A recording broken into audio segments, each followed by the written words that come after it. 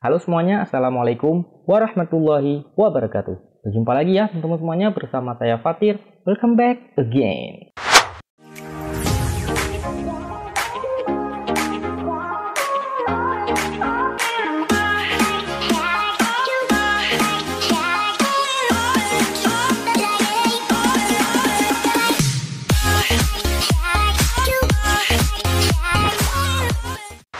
Oke teman-teman semuanya, di video kali ini saya bakalan reaction sebuah berita yang tengah viral yang ada di Malaysia ya teman-teman. Nah bagi teman-teman semuanya, sebelum kita lanjut ke pembahasan video ini lebih lanjut, bagi teman-teman yang baru datang ke channel Fatir YouTuber dan baru menemukan channel Fatir YouTuber, tolong ya teman-teman dipadamkan dulu subscribe-nya guys. Tolong jangan pelit-pelit untuk subscribe ya, karena subscribe itu gratis. Dan bagi teman-teman semuanya yang ada rezeki lebih, boleh juga join di membership Fatir YouTuber. Ada paket paling murah juga nih teman-teman. Paket yang murah itu adalah paket silver, harganya bisa kalian lihat nih. Nah itu dia, ada juga paket gold dan yang terakhir paket diamond. Nah jadi teman-teman, saya sangat menyarankan kalian join di paket gold dan juga paket diamond. Kenapa harus kalian join paket gold dan paket diamond? Karena dananya 100% bakal saya sumbangkan untuk anak yatim dan juga fakir miskin yang ada di Aceh, terutamanya di Banda Aceh dan di Biren dan juga di Sigli, dan mungkin nanti kita akan ke kota-kota yang lainnya yang ada di Aceh teman-teman ya. Oke teman-teman semuanya, di video kali ini bertajuk TUDM, halau 16 pesawat tentara Cina ceroboh ruang udara Malaysia. Nah ini pesawatnya halau ya, halau 16 pesawat tentara Cina ceroboh ruang udara Malaysia. Nah wow, ini bagaimana, penasaran nggak kalian sama video yang satu ini? Dan bagi teman-teman yang penasaran, langsung saja nih kita simak cuplikan video ini ya.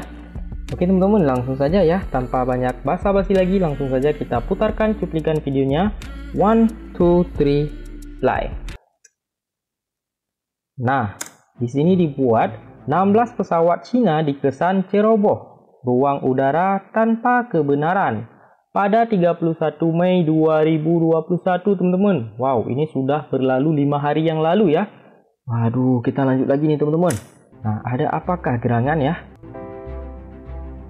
Nah, ini dia nih.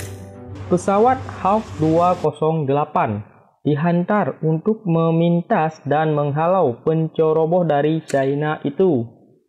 Ini pesawatnya nih teman-teman. Wow, kota Kinabalu teman-teman ya. Wow, ini fotonya ya, tertangkap kamera. Nah di sini foto di kota Kinabalunya ini. Wow, insiden berlaku sehari sebelum ulang tahun TUDM ke-63 yang disambut hari ini. Wow, ini ada apa nih ya sebenarnya ya? Nah, di sini ada jalur lintasannya ya teman-teman. Nah, laluan 16 pesawat, pemintasan oleh pesawat Hawks ke atas pesawat PLAF. Wow, ini di atas Kinabalu ya teman-teman ya. Wow, dia ngapain di sini teman-teman? Waduh. Wah, ngapain nih pesawat di sini? Nah, tindakan Cina mengancam kedaulatan negara dan keselamatan penerbangan lain yang menggunakan laluan udara di situ. Ya. Nah, ngapain ke Malaysia nih pesawat nih? Apa ya tujuannya masuk ke ruang udara Malaysia ya? Apa sih teman-teman? Oke teman-teman semuanya, kita lanjut lagi ke video yang kedua ya teman-teman. Di sini ada sebuah tajuk video yang bertajuk bagaimana ruang udara Malaysia diceroboh oleh Cina. Wow. Oke teman-teman, langsung saja ya kita putarkan cuplikan videonya. 1, 2, 3 play. Tentera Udara Diraja Malaysia TUDM telah mengesan penerbangan mencurigakan sebanyak 16 buah pesawat memasuki ruang udara zon maritim Malaysia. 16 pesawat loh teman-teman ya. Wow, ini sangat banyak loh ya pesawatnya. Lanjut nih.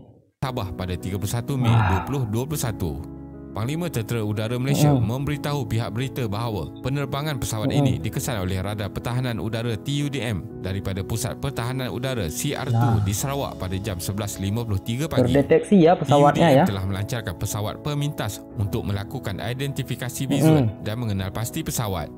Jadi, video kali ini kita akan melihat bagaimana ruang udara Malaysia diceroboh pesawat asing. Teruskan menonton. Kok bisa ya pesawatnya diceroboh ya? Kronologi pesawat Tentera Udara Republik Rakyat China. Ini kronologisnya nih. Pada pukul 11.53 pagi, 31 Mei 2021, Ya, betul. Radar Pertahanan Udara di Sarawak milik TUDM mengesan 16 pesawat mencurigakan dimiliki Tentera Udara Republik Rakyat China. 16 pesawat tersebut terbang dengan formasi tactical in-trail atau formasi panjang, iaitu pattern dan haluan yang sama, menggunakan satu titik laluan masuk dan keluar. Mereka memasuki zon maritim Malaysia dari kawasan udara yang dikawal oleh Singapura FIR ke Kota Kinabalu FIR dan seterusnya menghampiri sehingga jarak hanya 60 batu nautika dari ruang udara nasional milik Malaysia di Sarawak. Pemantauan menerusi radar pertahanan udara diteruskan dan beberapa percubaan dilakukan untuk mengarahkan mereka menghubungi kawalan trafik udara setelah memasuki Kota Kinabalu FIR, namun tidak berjaya. Pangkalan TUDM telah melancarkan pesawat pemintas Hawk pada jam 1.33 tengah hari untuk melakukan identifikasi visual. Kemudian, pesawat milik China tersebut membuat pusingan di kawasan udara. Mereka pusing lagi nih teman-teman ya. Wow, ngapain mereka nih ya? Pemintasan pesawat. Wah, ini mereka balik lagi, pusing balik nih teman-teman. Berhampiran Pulau Beting, Patinggi Ali, Sarawak dan meninggalkan ruang udara Malaysia. Pesawat milik China ini dikesan terbang pada kelajuan kira-kira 536 km sejam dan pada ketinggian 23,000 hingga 27,000 kaki dari aras laut. Pesawat-pesawat tersebut dikenal pasti daripada jenis Ilyushin IL-76 dan Xi'an Y-20 yang merupakan pesawat pengangkut strategik dan berupaya melaksanakan pelbagai misi. Kesemua pesawat berkemampuan membawa sehingga 1 batalion anggota tentera payung terjun negara China bersama-sama kelengkapan tentera seperti meriam dalam misi airborne ke mana-mana lokasi di Laut China Selatan. Selain itu, terdapat juga persoalan dari manakah 16 buah pesawat tentera China ini berlepas dan adakah ianya dari pulau-pulau buatan China di Kepulauan Spratly yang dibangunkan China untuk menjadi pangkalan tentera yang penting di Laut China Selatan. Menurut pakar geostrategis dari Universiti Teknologi Malaysia UTM, Profesor Madya Dr. Azmi Hassan, dari kenyataan dikeluarkan oleh TUDM, pencerobohan belum berlaku kerana ruang udara yang dimasuki pesawat terbabit adalah merupakan ruang udara yang dikawal oleh Malaysia dan belum memasuki ruang udara kedaulatan negara. Bagaimanapun, berdasarkan undang-undang, China tetap perlu memaklumkan dan mendapatkan kebenaran jika pesawat mereka mahu merentasi ruang udara yang dikawal Malaysia. Tindak balas kerajaan Malaysia. Ini tindak balas dari kerajaan Malaysia nih teman-teman ya, wajib kita tahu ini teman-teman. Lanjut. Insiden ini telah dikendalikan oleh TUDM khasnya dan ATM berlandaskan undang-undang dan peraturan penerbangan antarabangsa serta strategi pertahanan udara nasional bersama-sama Kementerian Luar Negeri. Susulan kejadian ini, Menteri Luar Datuk Seri Hishamuddin Hussein memaklumkan bahawa Wisma Putra akan mengemukakan nota bantahan diplomatik dan akan memanggil Duta Besar China ke bakal dipanggil Duta Besar China nih untuk ke Malaysia. Apa tujuan sebuah pesawat banyak ya, bukan 1-2 loh teman-teman, 16 pesawat loh. Wow, dicerobohi. Waduh, kok bisa ya dicerobohi oleh China nih ya pesawatnya. Malaysia bagi memberi penjelasan lanjut. Pendirian Malaysia juga sangat jelas, iaitu hubungan diplomatik mesra dengan mana-mana negara. Tidak sesekali bermaksud kerajaan Malaysia akan berkompromi tentang soal keselamatan. Menurut jurucakap kedutaan China sebelum ini, pesawat tentera China hanya menikmati kebebasan penerbangan di ruang udara berkenaan dan mematuhi undang-undang antarabangsa serta tidak memasuki ruang udara berdaulat dalam wilayah mana-mana negara. Ini ngapain dia pula masuk ke Malaysia? Padahal udah ada undang-undangnya loh teman-teman ya. Kok bisa dia masuk ke Malaysia? Ngapain ini ya pesawat Cina ni ya? Perlu segera mendapatkan penjelasan kedutaan besar China di Malaysia berhubung perkara ini kerana ia bakal menimbulkan persepsi buruk terutamanya dari segi ancaman terhadap kedaulatan negara dan sebarang kekeliruan berkaitan hal kedaulatan negara perlu dibincangkan dengan tegas. Ini Undang-Undang Udara Antarabangsa. Ini undang-undangnya ya bagi teman-teman yang belum tahu undang-undang antarabangsa ini. Kita lanjut nih. Pada asasnya, ruang udara sesebuah negara adalah tertutup untuk pesawat dari negara lain. Betul. Tiada pesawat yang boleh terbang tanpa mendapat keizinan terlebih dahulu. Manalah boleh. Malaysia ya kan? berada di kedudukan strategik di tengah-tengah rantau Asia Tenggara. Kebanyakan kawasan maritim di Laut Cina Selatan adalah kawasan zon ekonomi eksklusif EEZ. Ya, betul. EEZ ini ialah zon laut yang ditetapkan oleh Konvensyen Bangsa-Bangsa Bersatu dan perlu mengikut undang-undang laut di mana sesebuah negara itu mempunyai hak-hak khas berkaitan penerokaan dan penggunaan sumber-sumber lautan, termasuk penghasilan tenaga daripada air dan angin, menjangkaui sejauh 200 batu nautika dari garisan pantai sesebuah negara. Ada batas-batasnya ya. Konvensyen Undang-Undang Laut Antarabangsa 1982 membenarkan pesawat asing terbang secara bebas melalui ruang udara di zon EEZ seperti yang diperuntukkan oleh Perkara 58-1. Akan tetapi, Perkara 58-1 ini perlu dibaca bersama-sama dengan beberapa peruntukan lain, terutama sekali Perkara 88. Perkara 88 memperuntukkan bahawa perairan EEZ hanyalah boleh digunakan untuk tujuan keamanan. Penggunaan ruang udara bagi tujuan latihan ketenteraan seperti yang berlaku ini boleh ditakrifkan sebagai bukan lagi tujuan keamanan seperti yang termaktub dalam Perkara 88. Perbuatan negara China ini secara terang-terangan melanggar undang-undang antarabangsa. Iya. Konflik di laut. Nih, konflik di Laut Cina Selatan, teman-teman. Kita lanjut nih. Cina Selatan.